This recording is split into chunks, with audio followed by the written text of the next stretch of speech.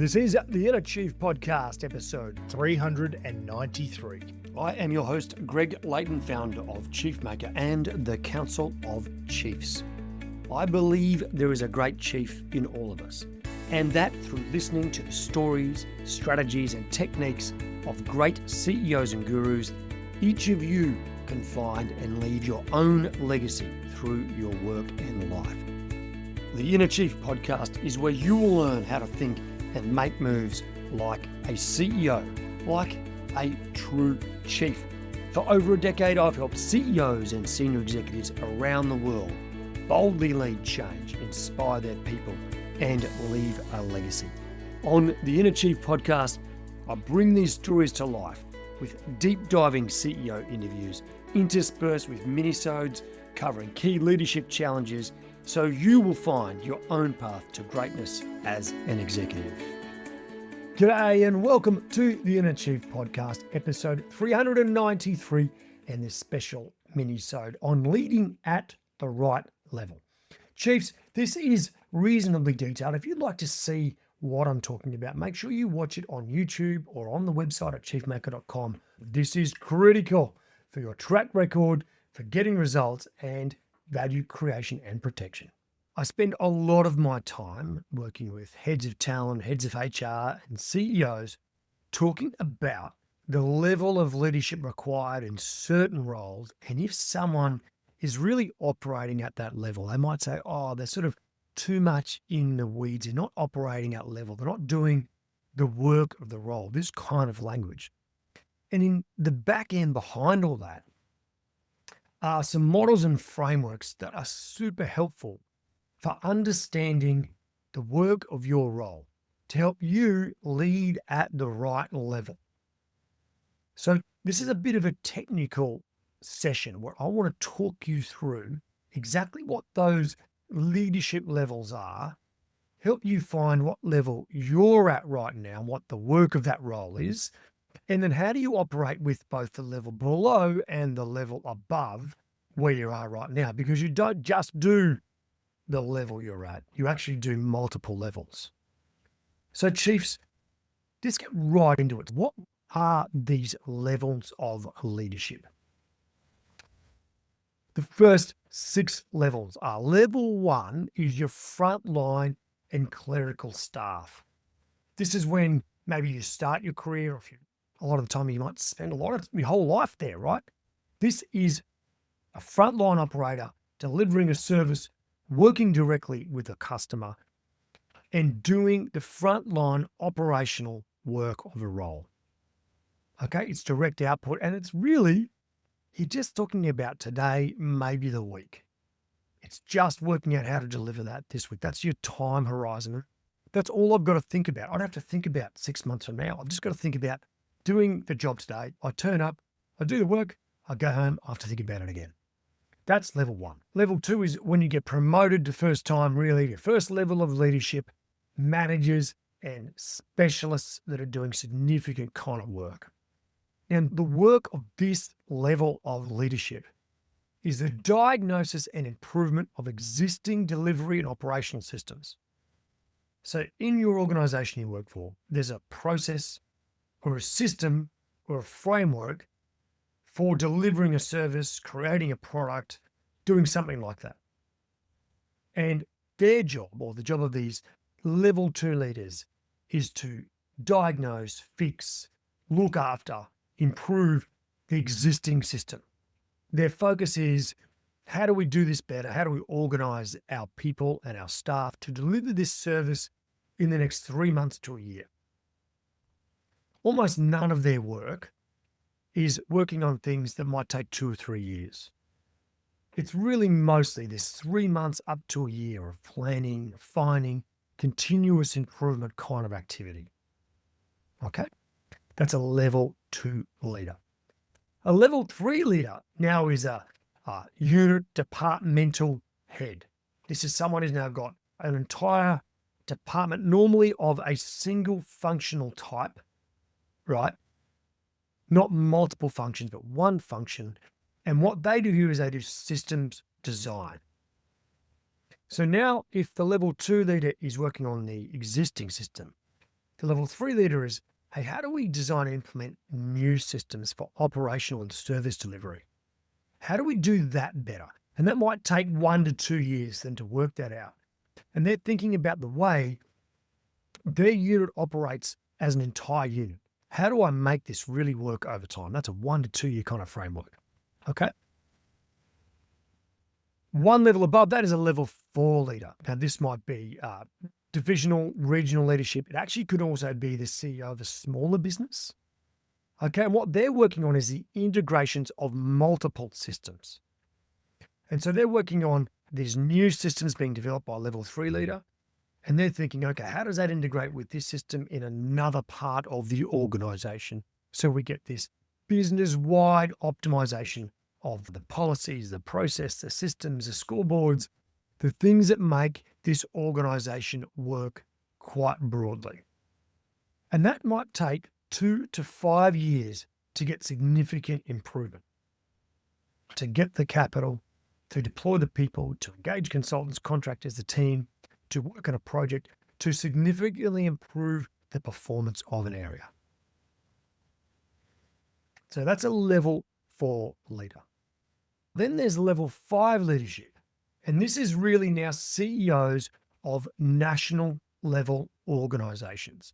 So they're in multiple regions within a country. It's like multiple states, multiple regions. So different laws, different requirements. So the complexity goes up. So they're talking about organizational growth and the protection of value now. So the sustainable growth, the protection of the organization, and then managing the shape, the size, and type of the business and its major systems. They're thinking sometimes 5 to 10 years out. Where's our vision? Where do we want to be 5 years from now? What have we got to create? The new services, a new product, the overall strategy that's going to get us to a new level of performance. The level above that, level 6, is now CEO of international or global organizations. So now they're thinking, hey, I've got organizations and businesses in all sorts of countries, in different jurisdictions. And so what I've got to do is look at how all these organizations as a whole fit together. The type, the location, the size and function of all these businesses in a global framework of organizations. How do I move all those around and create value over time? And they could be thinking up to 10 years in advance. Talking long-term major deals that really might make change. So that's the level of leadership. I'm just going to give you some examples of a little bit more detail on each of these. So frontline level 1 leaders leads daily shift teams, focuses on executing the daily plan, sticking to process, mentors operators. Go up a level, review and develop local procedures, projects that develop skills, build culture, improve standard operating procedures, right? They do data analysis, they adjust plans. It's really these operational kind of leaders, right? Now we go to level 3, unit and departmental heads. This is at 6 months now to 3 years kind of focus. They oversee departments and programs of work through integrating and aligning systems. The stuff that's happening right now.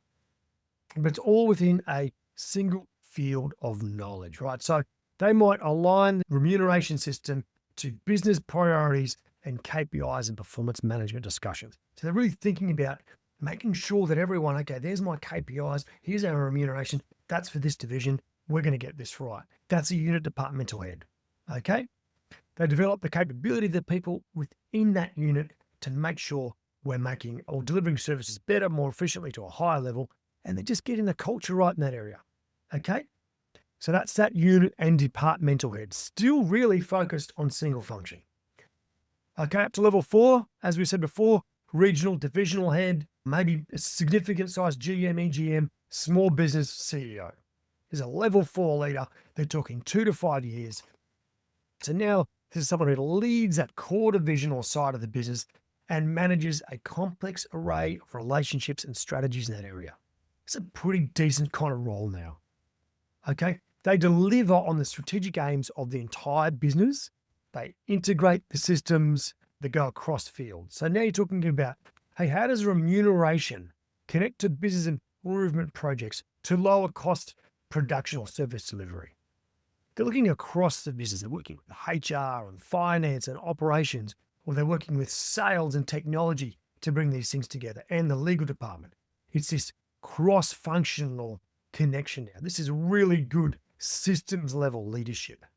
Requires broader thinking, complex kind of thinking.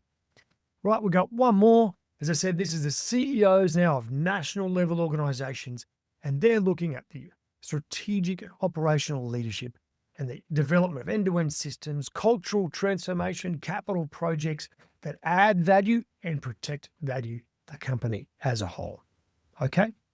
At this level, we're doing a lot of stakeholder management, where it's shareholders, it's board, it's government, it's media. It's a very, very different kind of organization.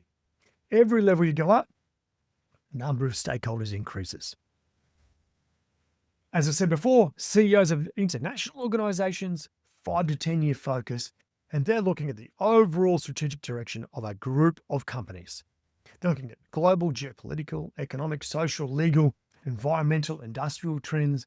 They deal at length with boards, investors, stakeholders, and governments. It's a very, very big, longer-term kind of role. It takes time to get traction. So, chiefs, these are the levels of leadership. What's interesting and what's important is to know what level you're at. And here's an interesting piece. To be highly effective and be a true chief, you actually have to work at all 3 levels. By 3 levels, I mean your level, the level below, and the level above. Remember, when you get promoted into a leadership role, it doesn't mean you just stop understanding the detail. In fact, all leaders really must know their business pretty intimately. They need to be able to answer those questions to the CEO, to the board, to shareholders. That's really, really important. You've got to be able to describe the risk, what you're doing to fix that, where's strategy, what are the key projects, who's responsible and who's accountable for that. The goal, though, is to engage in detail in the right way.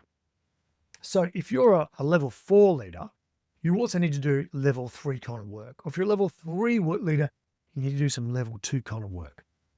So when you're working at the level below you, the people that report to you, you help your team solve problems, right? Your across-house systems are working to risk and capability. And you're really helping the people report to you do that work. You're careful not to do the work unless something goes terribly wrong and you really do have to make sure something gets done right. That does happen. I know people say never, never do it. But you know what, Chief? There are times when you really do just have to roll up the sleeves, get your team together and lace up the boots and get it done. On high risk stuff that's mission critical, you can do that. The rest of the time, let your people do their job. If it's low risk, not mission critical, let your people learn and grow and delegate, and they will love you for it. So in that level below you, you're creating the conditions so others can do it. At your level, now your focus is on the right time horizon, the systems and metrics, the risks and decisions your level role is accountable for. This creates leverage across the business, leveraging who you are. So if you're a level 3 leader, know what your job is to do. Create new systems. Implement new systems. If you're a level 2 leader, know what you need to do is work on improving the existing systems and better service delivery and creating conditions for more improvement, better capability, and better operational outcomes. If you're a level 4 leader, now we're working across the business, integrating systems, collaborating with your peers. Okay? Chief, then you've got to work above level. You've got to understand your boss's role, actively contribute to understand the strategy, decisions, and challenges of the level above yours. One of the most important things to remember, Chief, is your number 1 team is your boss's team.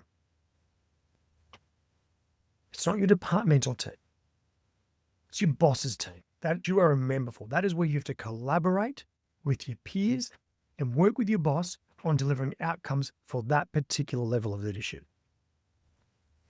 We'll often be away at executive retreats, and one of the things we say early, if this is the CEO and their team, is just remember your number 1 team is the exec team.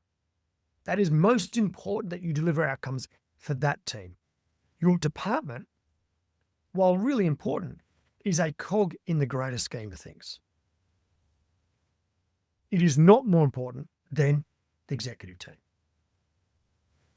So, Chief, remember you have to work at all levels, but really the one you're aligning with the most is your bosses. Remember, we always say your boss is your number one customer. What we mean by that is serve them, help them nail their job, help them deliver their track record, because that means you should be in service of the organization as a whole. Then you're delivering ultimate value to the organization you work for. So, Chief, the highest value leaders spend time in all three levels during their work. The people that report to you, below you, at level where you're at, and above level, your boss's role. So, Chief, just do a little test. This is a bit of an exercise for you, right? What time horizon am I accountable for? Thinking about these levels of leadership. What system am I here to improve, design, or integrate? What decisions must sit with me? What must move lower? What work feels productive but is really dependency, rescue, or avoidance? So this is me doing work way below my level. And what track record or evidence would prove I have worked at the right level? So, Chief, a final exercise for you about leading at level. Question 1. What level is my current role? And how much time goes into level 1, 2, 3, 4, or 5 work? Make a little list there, Chief. Put level 1, level 2, level 3, level 4, level 5, and put a percent next to each one. How much time am I spending in each of those? Question 2, what activities must I make my most important in order to work at my level?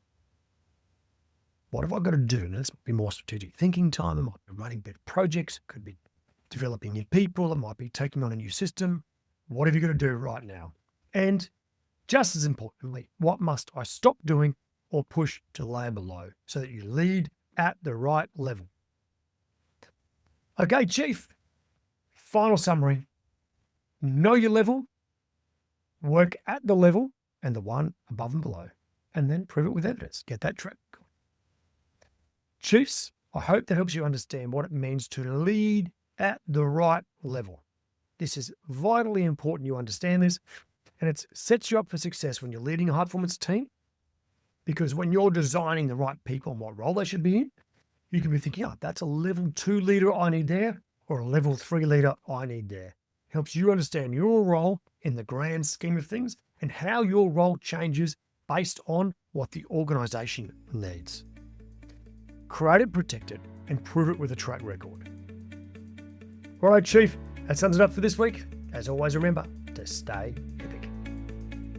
All the links and resources can be found at chiefmaker.com/393, or just check it out on YouTube. Go to chiefmaker.com/YouTube. Now, Chief, do you want to take your game to a new level, or that of your people? Our mini MBA in leading high performance teams now has the highest NPS of any mini MBA style program in Australia at 91. Why? Because when you do the program, you get immediate and tangible performance improvement. You get dedicated time working on the business as opposed to away from it. We have a practical, real-world approach where we teach frameworks that you implement in your business as we go, and then you share and learn with your peers and with me as your coach. So the cost benefit is immediate, right? The weekly coaching sessions are live, and you get a chance to ask questions direct to me and of your peers. And the time management is completely achievable because you're only spending a couple of hours a week on this at max, and those 2 hours are actually working on the business. So if you want to add something that really changes your game, it helps you become a real master of transformation and change, and to inspire your people and love your job, check out chiefmaker.com/mini MBA. And if you would like to stay in touch and hear all about some of the best resources that you can find anywhere in the world to improve your performance at work, go to chiefmaker.com/subscribe. Now, Chief, if you're yet to rate the episode and subscribe, I hope you'll do so soon. It helps others see the magnificent value that the chiefs and gurus bring to their life and career. So make sure you hit subscribe on your podcast app now, give it a 5-star rating if you think it's worthy, and leave a short review about your favourite episode. Righto, Chiefs, as always, remember to stay epic.